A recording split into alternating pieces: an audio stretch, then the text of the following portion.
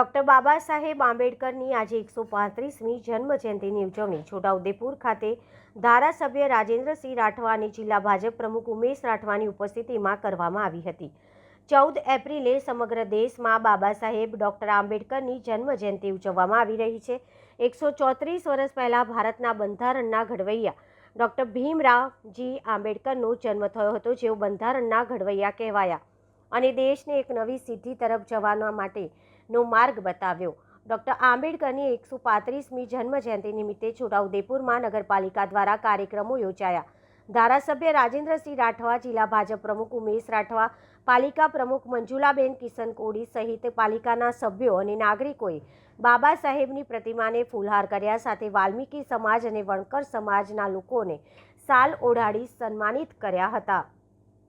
આજે 14 April doctor Baba Saheb આંબેડકરની જન્મજયંતિ નિમિત્તે છોટાઉદેપુર જિલ્લા ભારતીય જનતા પાર્ટી દ્વારા છોટાઉદેપુર નગરમાં ડૉક્ટર બાબા સાહેબ આંબેડકરની પ્રતિમાને માલ્યાર્પણ અર્પણ કરી સુમર અર્પણ કર્યા છે।